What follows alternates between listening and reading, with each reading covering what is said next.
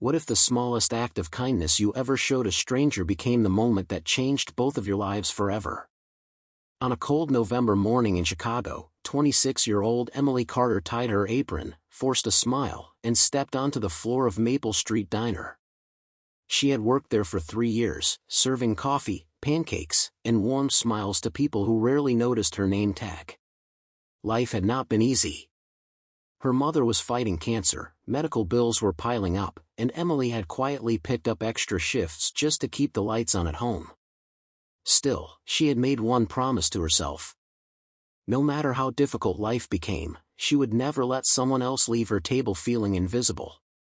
That morning the diner buzzed with the familiar sounds of sizzling bacon, clinking dishes, and conversations about work, traffic, and the weather. Around 9 o'clock, the front door opened, and an elderly man slowly walked inside. His coat looked older than he was. His shoes were worn. His hands trembled slightly as he removed a faded baseball cap. Instead of choosing a comfortable booth, he quietly sat near the window where the morning sunlight touched the table. Emily greeted him with the same cheerful smile she gave every customer. "Good morning, sir. What can I get started for you?" The old man smiled politely. "Just a cup of coffee for now." She noticed him studying the breakfast menu for several minutes without ordering anything else. When she returned with his coffee, he finally spoke. "Would you mind telling me the cheapest breakfast on the menu?" Emily gently pointed to the classic eggs and toast special. He nodded, then slowly reached into his pocket and emptied a handful of coins onto the table. He counted them once. Then he counted them again. His face fell.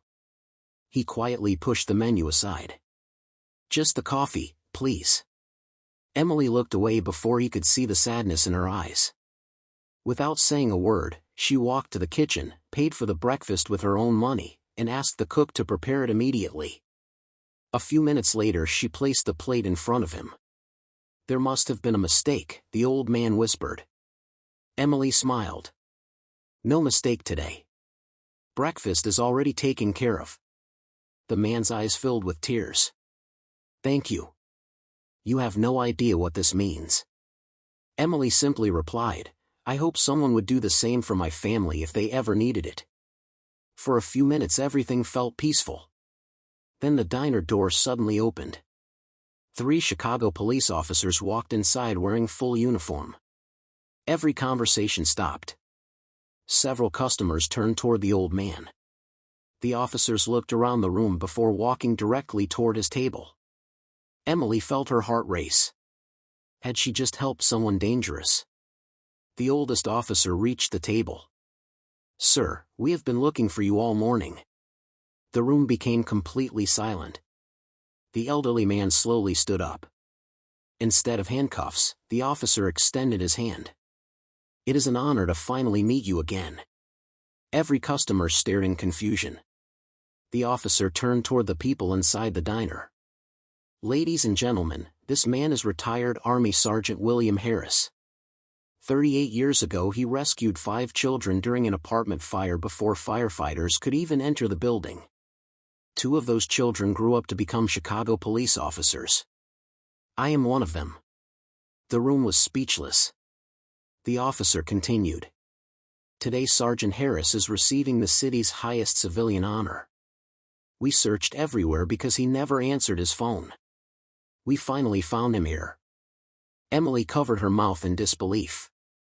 The officer smiled at her. "Miss, before we arrived, did this gentleman happen to receive any kindness today?" William looked at Emily with grateful eyes.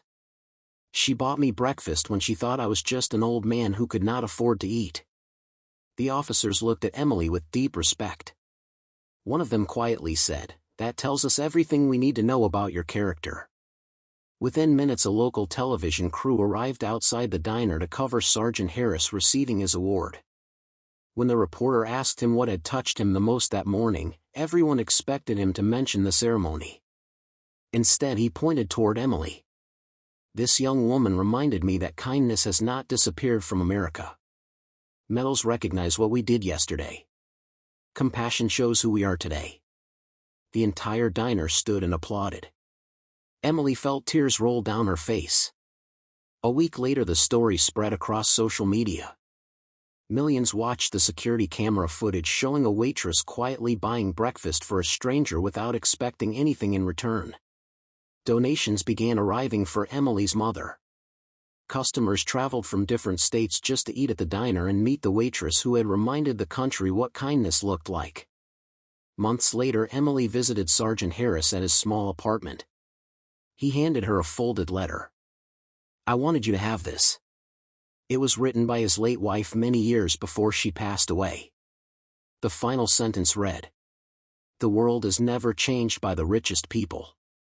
It is changed by ordinary hearts that choose kindness when nobody is watching." Emily framed those words and hung them near the entrance of the diner.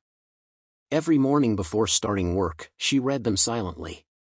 Years passed, but customers still asked about the famous breakfast. Emily always gave the same answer. "I did not change his life that day. He changed mine."